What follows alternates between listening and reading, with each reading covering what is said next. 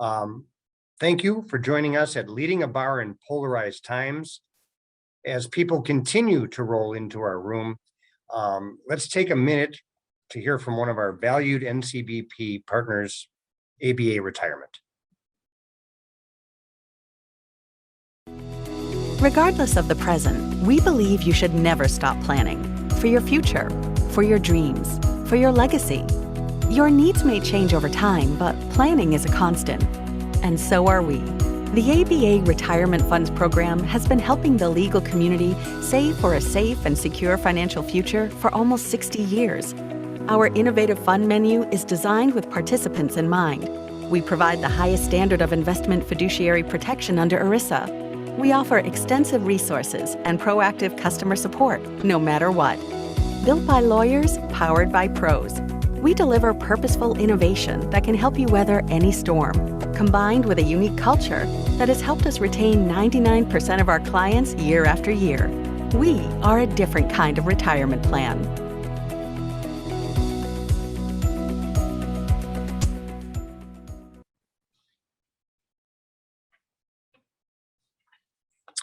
Okay, let's get down to business now. Welcome, everybody. I think one of the previous programs there might have been running a little bit long, and so I see people continuing to join us, and that's fine. That's part of the nature of these kind of seminars. Let's get down to business. My name is Dan Coten. I am a past president of the Chicago Bar Association, and I'm currently on the executive council of the NCBP. As we all know, we are living perhaps in the most polarized time in our society that we've seen in several decades. Our states are polarized, our communities are polarized, and even the memberships in our bar associations are polarized. But as bar presidents, we have to lead our associations through this difficult wicket. And how do we do that? That's what we're here to talk about today. What we've chosen to do is sort of a case study, for lack of a better term. And the case study we've chosen is ABA Model Rule 8.4G. You're going to hear a lot about Rule 8.4G, but in essence, 8.4G says that discriminatory or harassing conduct by a lawyer violates the rules of professional conduct. And that seems like sort of a no-brainer, doesn't it? But it's anything but. It's actually a very polarizing and very controversial rule. Dan has some technical issues. My name is Kathleen Wilkinson. I have the pleasure of serving now as the president of the Pennsylvania Bar Association. I was also a former chancellor of the Philadelphia Bar Association, and I was involved in getting both bar associations to adopt a form of Rule 8.4G after the ABA passed a version of the rule in 2016. We have on the screen here an example of what Model Rule 8.4G provides. And as was just being outlined by Dan, the rule makes it a violation and makes it professional misconduct for a lawyer to engage in conduct that the lawyer knows or reasonably should know constitutes harassment or discrimination on the basis of race, sex, sexual orientation, religion, national origin, disability, et cetera, many forms of identities, a violation of our rules of professional conduct. The Model Rule 8.4G also provided that this rule does not limit the ability to represent a client. It also does not preclude legitimate advocacy or advice consistent with these rules. And we can put that rule to the side. So when I was in the House of Delegates and I saw that this rule had been passed, one of the first things I did was to go back to the Pennsylvania Bar, as well as the Philadelphia Bar, and suggest that we might want to look into a version of this rule in our jurisdictions. Now, recognizing that this rule might be somewhat controversial, what we did first within the Pennsylvania Bar was to try to provide consensus through the Women of the Profession. And the Women of the Profession Commission of the Pennsylvania Bar stands for, fairness and advocacy on behalf of women lawyers. We also reached out to other affinity groups within the Pennsylvania Bar to try to get their support for this rule as well. In addition, we decided that it'd be very helpful to also partner with the Professional Legal Ethics and Professional Responsibility Committee of the Pennsylvania Bar Association. And recognizing that this was a controversial standpoint rule that the ABA had passed, we thought it'd be well suited for us to advocate to our members by holding CLE programs, writing columns, meeting with other sections and committees to try to build consensus. So we were able to get, in 2013, the Pennsylvania Bar Association to adopt a version of the ABA model rule. Our version was much different than what the ABA rule was. Our version actually sat around for a while before the Pennsylvania Supreme Court adopted a version of this rule. And when the Pennsylvania Supreme Court adopted a version of the rule was actually much different than what we had been speaking about. The Pennsylvania model rule that was first proposed did not have the same type of language as existed in the ABA proposed rule. After the Pennsylvania rule was adopted by the Supreme Court, there was a legal challenge and a lawsuit was filed in federal court, and the lower court in the Eastern District of Pennsylvania, through Judge Kenny, declared that this rule was unconstitutional and enjoined the rule. An appeal was filed. The Supreme Court of Pennsylvania then decided, let's pull this rule entirely. We'll just pull the rule and do some more study. So the rule was put on hold. And meanwhile, this is after many years of work, since 2016, including additional work in 2019 and even in 2020 by the various bar associations across the state. So just last month, the Pennsylvania Supreme Court has issued yet another rule. And since I am now the president of Pennsylvania Bar, I just issued some commentary applauding this rule on behalf of the Pennsylvania Bar because it is part of our policy statement.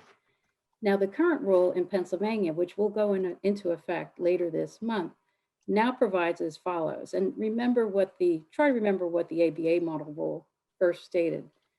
This rule provides that it will be professional misconduct for a lawyer to engage in the practice of law and knowingly engage in by words or conduct, knowingly manifest bias or prejudice. So you have that knowingly addition, or engage in harassment or discrimination, as those terms are defined in applicable federal, state, or local law or ordinances, including but not limited to bias, prejudice, harassment, or discrimination.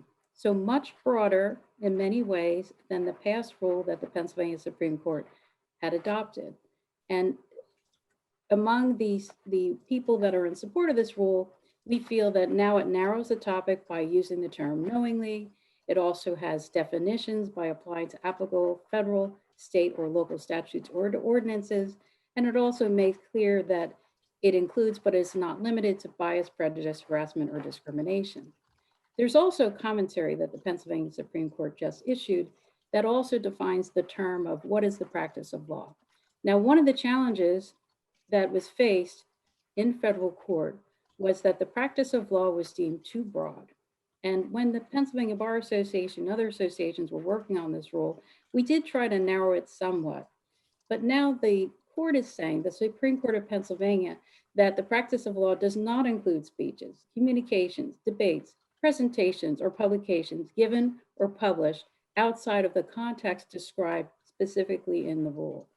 The rule also has other definitions as well included in the commentary. So that's the background. And we're using this rule as an example, not only because many of us are interested in the rule, but we also are using it as an example to what do you do when you have a rule that might be controversial. I think most people would agree that we certainly don't want to have discrimination, harassment in the practice of law. We don't want to see bullying tactics. We don't want to see women attorneys being harassed. We don't want to see improper things happening at bar association meetings. We want respect for men, women, the LGBT community, et cetera. But on the other hand, we understand the needs and the demands of also wanting to have free speech. So what we suggested was, number one, try to build allies. Number two, try to educate your members by holding programs. Number 3, try to anticipate what the opposing viewpoints are. Number 4, try to work with your allies. And in our case, when we were trying to pass the version of the rule that we had first adopted by the Pennsylvania and the Philadelphia Bar Associations, we tried to work with others. We tried to modify the rule ourselves and work with each other. It was always very professional. And by also working with the Legal Ethics and Professional Responsibility Committee, that gave us a lot more ability to try to work with others, because everyone within the Pennsylvania Bar certainly respects when a committee, which is limited to those that are really experts in the field, are able to, weigh in on the need for an ethical rule such as this. So with that, I'm going to pass this back to Don so that he can go in with our next speaker, and I hope to answer some questions. I saw some in the chat later on in the meeting, but thank you for being here, and it's been a pleasure to explain this background information to you. I'll turn it back to Dan. Thanks very much, Kathleen. That was terrific, and I'm hoping that the video is, my audio is working now, and if it cuts out again, we will adapt. This is the new world we're living in. Our next speaker is Cecil Thomas. Cecil, I didn't have a chance to introduce him earlier, is a past president of the Connecticut Bar Association. And Cecil chairs the Connecticut Bar's Rule 8.47 working group. He led efforts to win approval of the amendment of 8.47, and I believe he was successful in those efforts through starting with the Connecticut Bar and now through the Supreme Court. And that rule, I believe, takes effect on January 1st of 2022. So to tell us about the journey that rule has taken, here's Cecil Thomas. Thank you, Dan, for that kind introduction. And preparing for this session has been a trip down memory lane because about a year ago, just over a year ago, we began our current 8.47 journey that ultimately led to the Rules Committee of the Connecticut Superior Court adopting Rule 8.47 as developed by the Connecticut Bar Association. Just to clarify one thing about my bio, I am the current, as of July 1st, president of the Connecticut Bar Association. So just trying not to be ushered out before I've even begun my service, but thank you. So let me take us back to where we were last June. So June of last year, after a fairly public spat between two lawyers on social media, a group of lawyers, proponents of Rule 8.4G, presented to the Rules Committee of the Superior Court in Connecticut at their very last meeting of that year, ABA Model Rule 8.4G for adoption. And the Rules Committee of the Superior Court tabled consideration of that ABA Model Rule and directed the proponents of the rule to work with the Connecticut Bar Association to develop a version of the rule, which was a charge that we took very seriously. First, I think looking at some of our history, I've had the privilege of leading our diversity, equity, and inclusion efforts for a number of years, going back to 2015. And this was not our first look at ABA Model Rule 8.4G. When the rule was adopted by the ABA, we had taken some efforts within the Diversity, Equity, and Inclusion Committee and with our then president to explore the advancement of 8.4G in Connecticut. And unfortunately, back in 2016, the proposed rule didn't even make it out of a CBA committee. And certainly drew a lot of commentary and opposition at that time.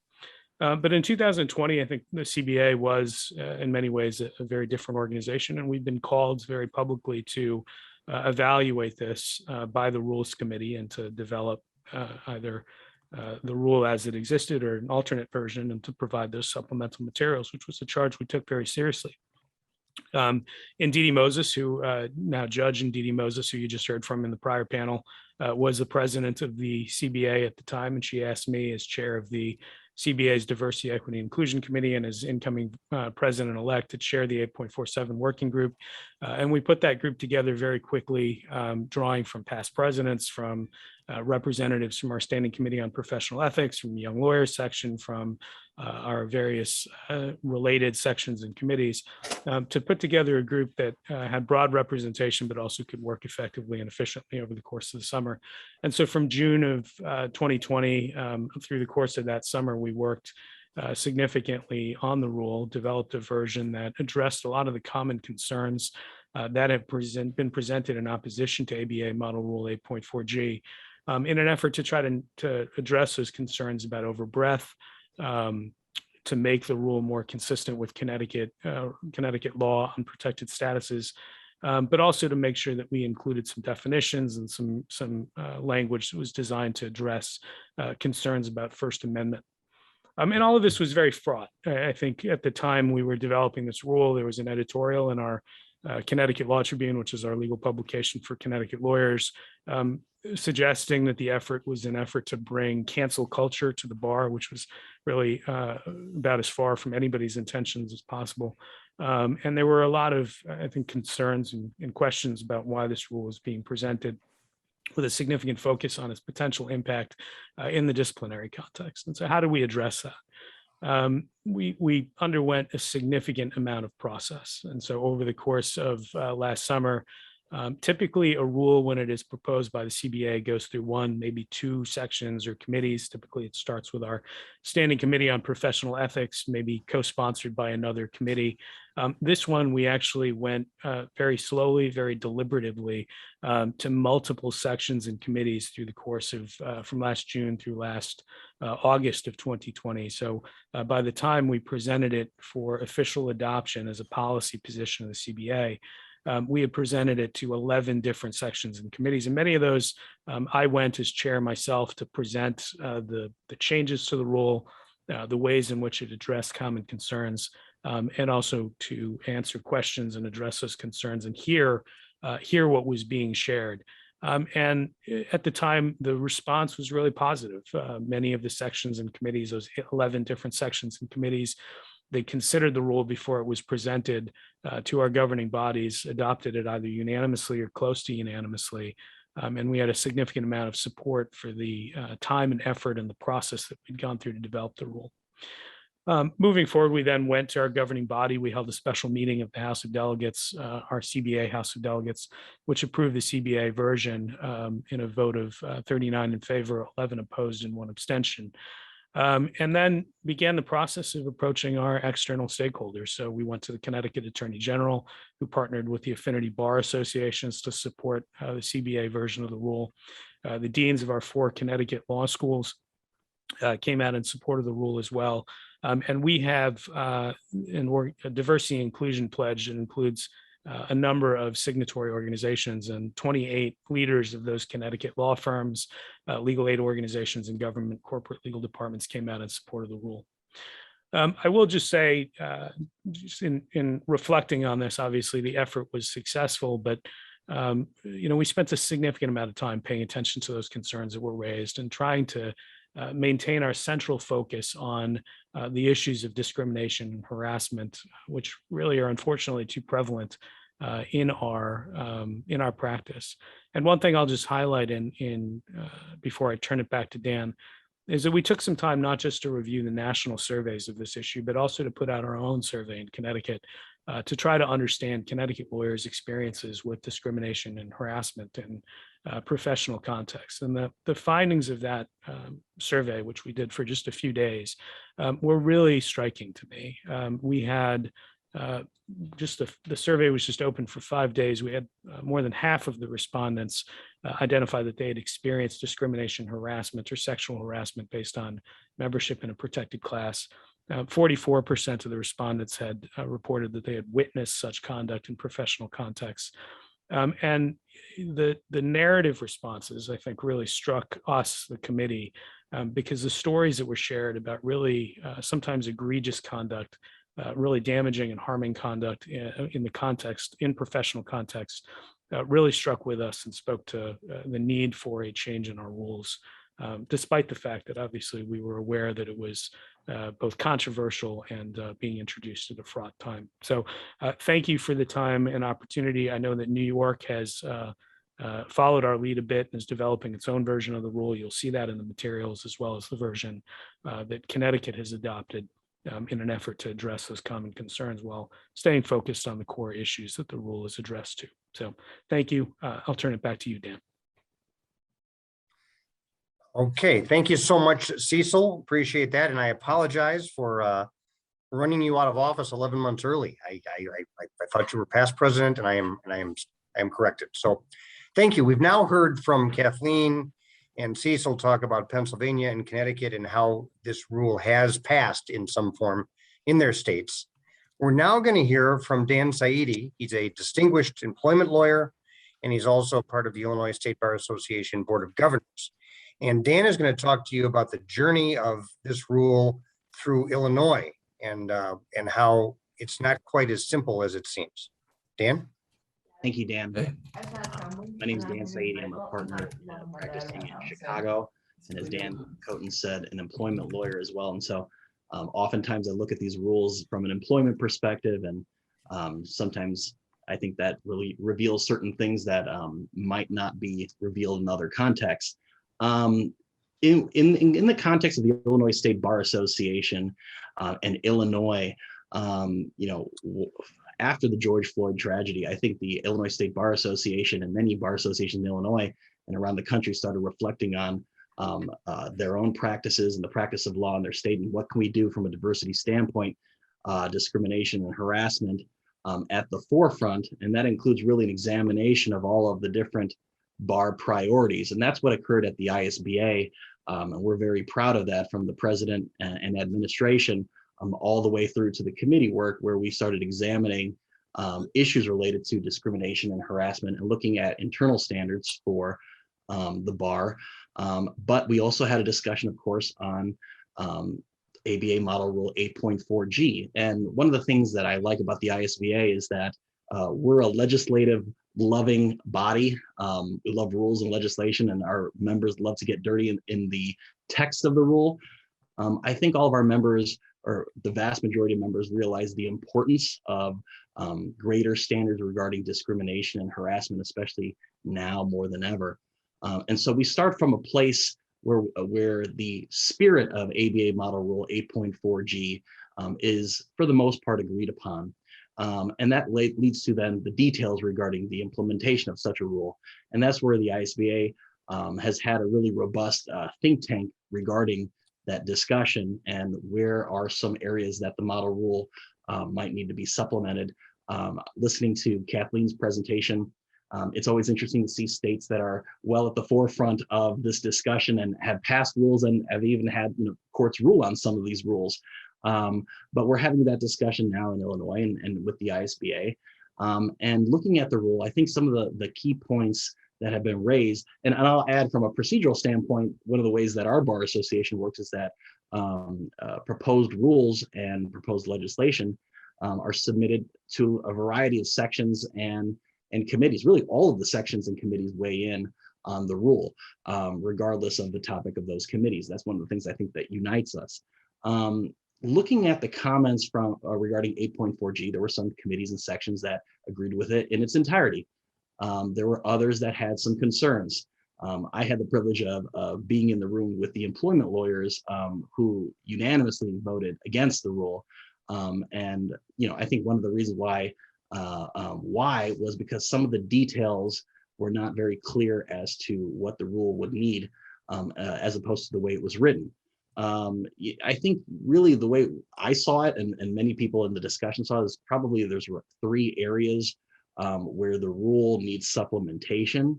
The first really is, as Kathleen talked about, is the First Amendment concern.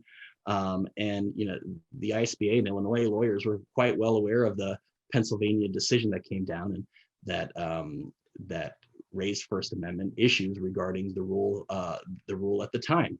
And one of those issues really is the line between where is the governance of discrimination, harassment by the disciplinary commissions of a state, and where is the line between personal conduct that's outside of an attorney's practice.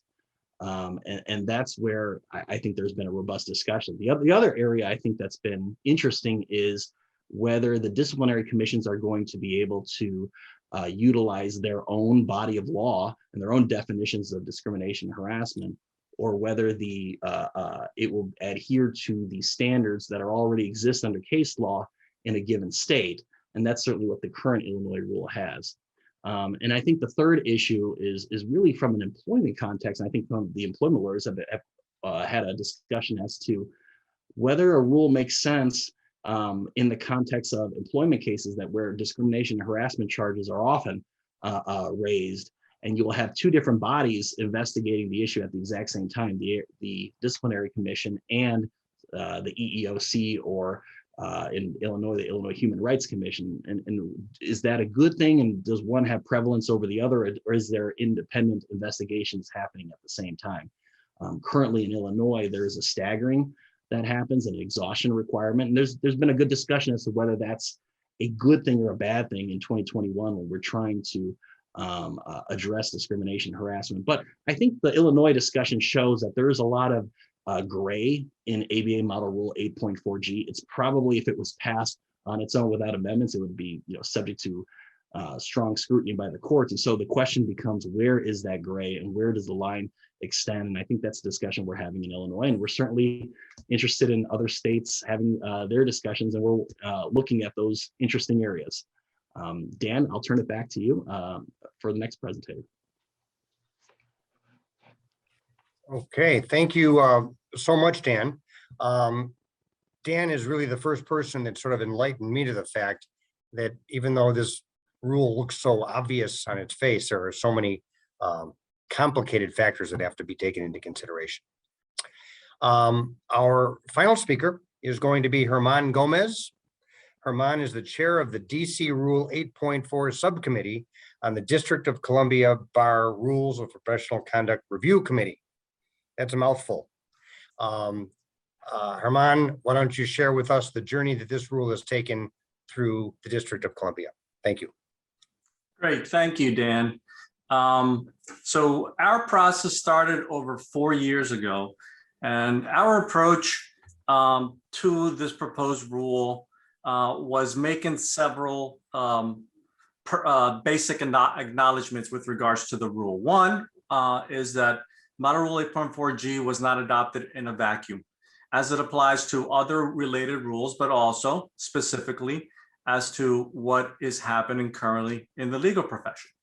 And the committee acknowledged that racial and gender inequity still exists in the legal profession. And researchers believe that bias in the workplace is what plays a potential cause for those inequities. Now, we also acknowledge that although bias may take many forms, the result is always the same.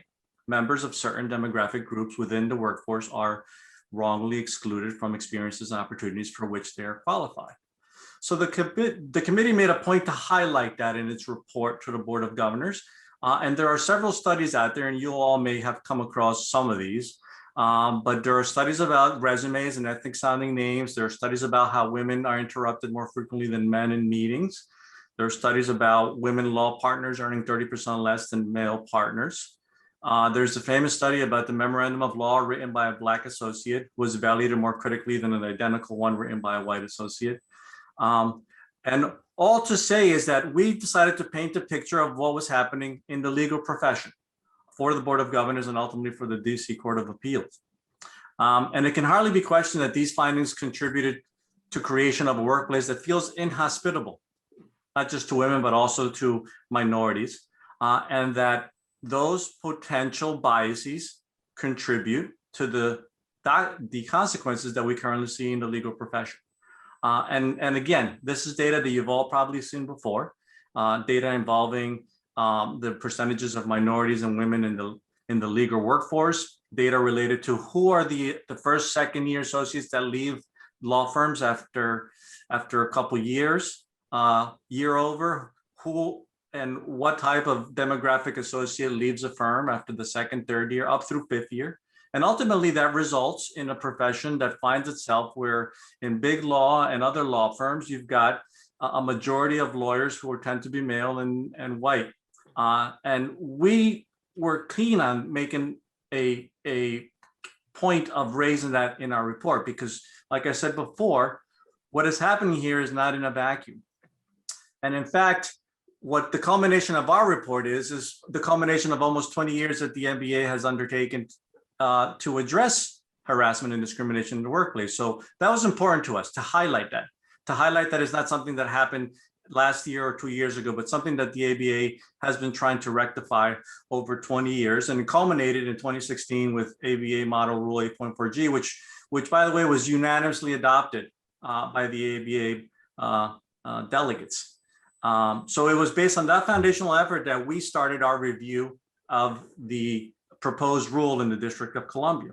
And part of that review included putting out the proposed rule for comment to the public in the DC Bar. And the committee ultimately reviewed over 52 separate comments that were made. And our proposed rule was specifically changed to address some of the comments that were made, specifically to address those comments implicating various First Amendment issues. And what the committee decided to do was to take an academic approach to respond to the First Amendment issues, just like we decided to provide an academic approach to the lay of the land when we started our analysis. We wanted to present to the Board of Governors, this is where we are today, and this is where the issue exists. But then we also wanted to present the Board of Governors with an academic review of the First Amendment issues. So the committee hired pro bono counsel to do an analysis with regards to our First Amendment issues. And we incorporated most of that analysis in our report to the committee. And the findings for us were pretty stark. What we saw when we received our analysis, which we incorporated into our final report, was that freedom of speech is not absolute.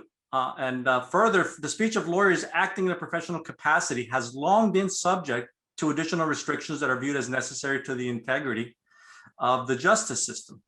And in fact, the Supreme Court has consistently upheld ethical rules enacted to regulate legal profession speech and conduct in the face of First Amendment objections. Also, the rules already have several rules that arguably limit First Amendment, and there has been no flood of lawsuits claiming that the First Amendment rights of lawyers have been violated.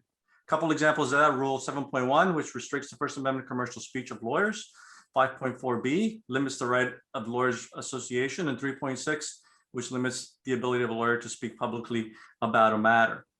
We also addressed the arguments about chilling effect, and a number of commenters spoke about that the rule would be a chilling effect on the ability to participate in debate in the context of continuing legal education classes and elsewhere on controversial issues of public importance, such as same-sex marriage, gender identity, the bathroom selection, and other restrictions with regards to immigrants in Muslim countries. And these commenters are concerned that the expression of opinions that others might find offensive raises the risk of disciplinary charges for violating the proposed rule. However, our proposed rule is not intended to chill speech on controversial topics. It's rather intended to prohibit harassing and discriminatory conduct directed at another person or persons by a lawyer with respect to the practice of law. Also, we highlighted in our report that 22 states and the District of Columbia had already adopted anti-discrimination and anti-harassment provisions into the black letter of their rules of professional conduct, and there have been really no negative effects from that.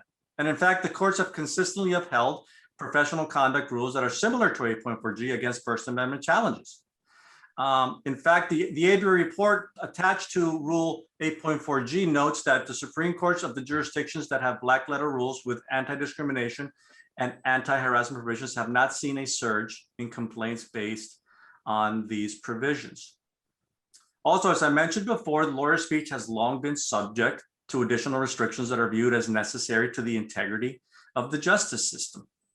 A lawyer may not reveal client confidence or secrets. A lawyer may not make a false statement of fact or law to a tribunal.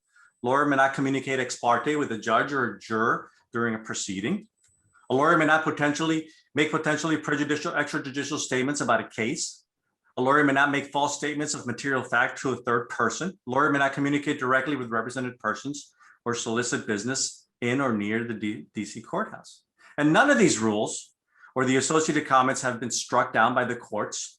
And the committee that looked at these rules was not aware of any evidence of improper enforcement actions against lawyers or evidence that the lawyers feel chilled in the practice of law under the existing rubric of the laws. And we also addressed the vagueness of harassment and discrimination. We looked at the vagueness with regards to the practice of law. And what we did was again, an academic response to these comments, and we addressed them within the report. And we concluded that the DC Bar's mission includes to foster and to maintain high ideals of integrity and high standards of conduct.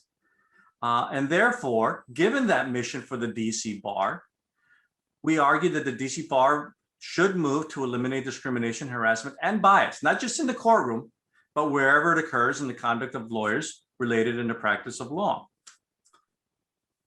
And the lawyers who demonstrate bias and engage in discrimination in connection with the practice of law undermine and damage the profession, both by limiting opportunities for certain individuals to practice within the practice of law and also by damaging, most importantly, the public's perception of the legal profession. So we presented those arguments to the Board of Governors in April of this year, and the Board of Governors submitted to the DC Court of Appeals for their consideration and approval our report. We are hoping that the DC Court of Appeals has the courage, we believe, to accept the report and enact this new model rule within the District of Columbia. Dan, I'm going to pass it back to you. I think we're going to have a panel discussion on these very important issues we've just shared. Thank you so much, Armand. That was fantastic, and all of these presentations were terrific. We have about 8 minutes or so, I think. So I would ask all of our panelists to please put your videos back on. And if anybody in our audience has a question, just put it into the chat, and somebody's going to monitor the chat. I think Dan Cotter is, and hopefully we'll be able to distill some questions. But before we get to that, let me ask a question that sort of popped into my head as I'm sitting here. Harassment and discrimination in the context of being a violation of professional conduct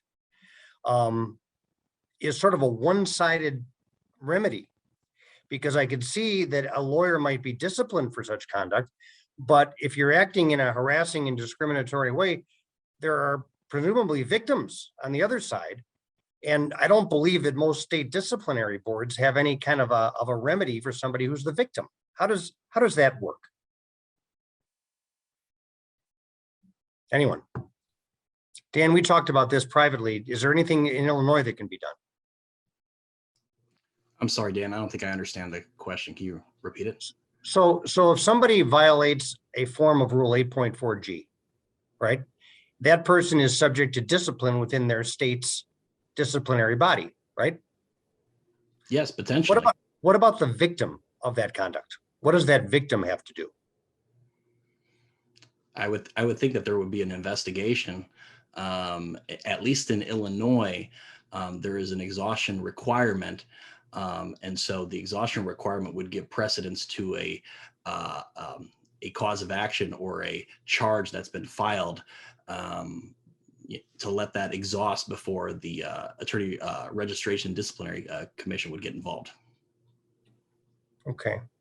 Kathleen?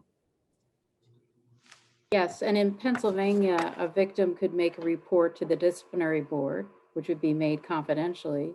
But in addition, the Pennsylvania Bar Association has a legal hotline where people can call free of charge.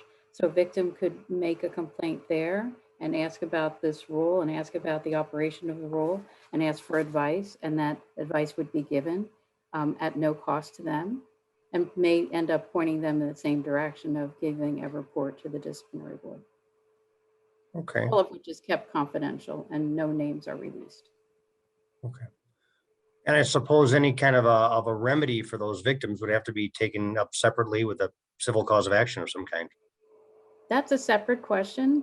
I mean, one thing I would add is, first, I wanted to comment that in Pennsylvania, before the original rule came out in 2020, they did get comments and solicited comments from the public, got comments from bar associations, et cetera.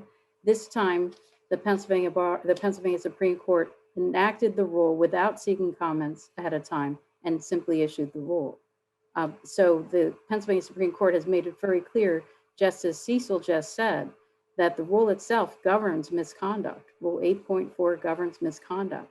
And for all the reasons stated by the earlier speakers, it's very clear that the Pennsylvania Supreme Court wants this type of conduct to be regulated under the rules of professional conduct. So this is after, hearing from both sides and all the arguments that are made. And there are clear definitions now in the explanatory comments. One of the attendees here asked a question about that explains what is and what is not the practice of law.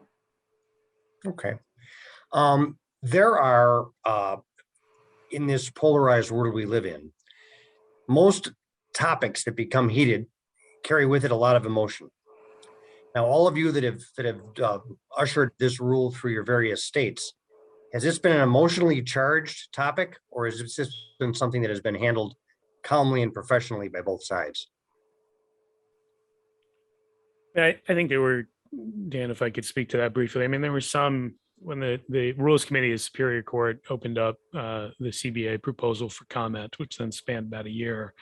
For the most part, the comments were, and the responses we got both internally within the CBA, but also within the comments publicly submitted, the comments were mostly professional and civil. There were some outliers. There were some accusations regarding intentions, which I think were significantly far off the mark. And I'd be lying if I didn't say that sometimes those comments, they hurt a little bit, both for me and other members of the committee that were operating in good faith, really trying to balance both sides and come up with a version of the rule that would work for the profession.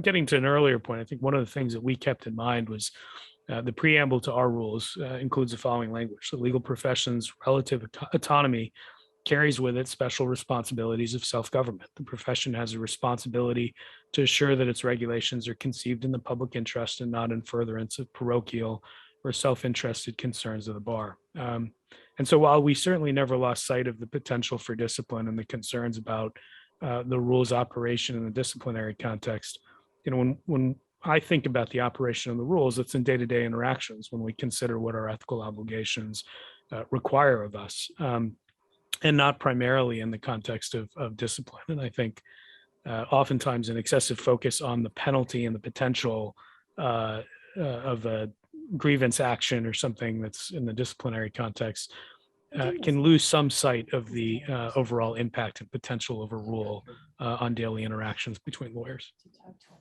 I would add that in Pennsylvania, it was extremely polite, very professional, as I said at the outset. Please also understand that in the Pennsylvania bar, for example, as well as other metropolitan bars, we have a diversity team. We have a minority bar committee. We have an LGBT committee. We have committees for everything. And our diversity team includes presidential officers. It includes the chairs of key committees, including disability, affinity bars, et cetera. And so we're very committed to diversity, and people respect that. So our discussions were always Is your finance session going respectful. okay? And lastly, we should note that the Judicial Conduct Board for the Commonwealth of Pennsylvania also regulates similar conduct should it occur with judges. Okay, Kathleen, I can see there's all sorts of activity going on back on our main stage. And I think we better end our panel officially now. After, obviously, it was a terrific discussion. We didn't finish, but that was sort of expected. For those of you ready to move on to another panel, go back to the main stage, and Mike and Robin will lead you for the rest of the afternoon. For those of you that might have some specific questions for our panelists, we have 15 more minutes to stay here and talk to our panelists about Rule 8.4G. So we'll just take a few seconds for those people to leave our meeting and go back to the main stage. If you're interested in talking to any of these four panelists, stay here, unmute yourselves, put your cameras on. And I think what I'll do is I'll wait and I'll call on people as I see them appear on the screen, and we can answer any questions that way.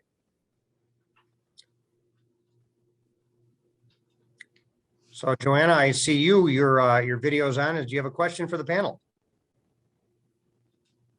Well, I was really just engaged in listening. But one thing that's percolating here is a potential for a jury instruction about implicit bias.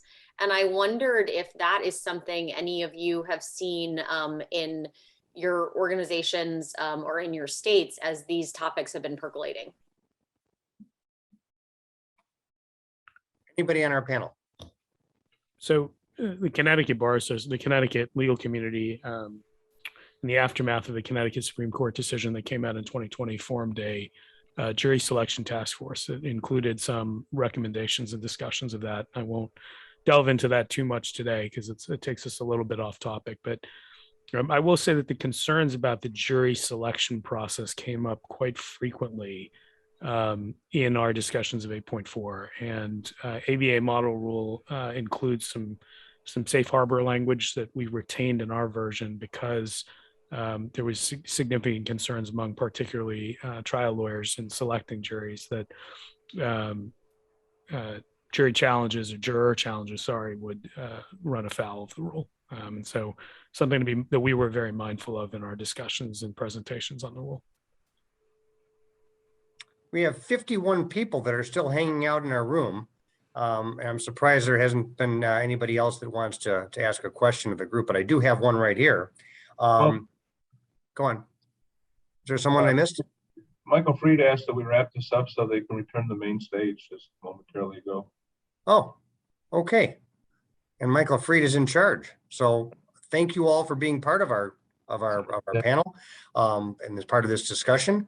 We are wrapping up now. Thank you to our 4 speakers. I apologize for my audio problems at the beginning. I hope everybody enjoyed the presentation and head back to the main room. Thank you. Thank you, Dan. Thank you. Bye-bye. Bye, everyone.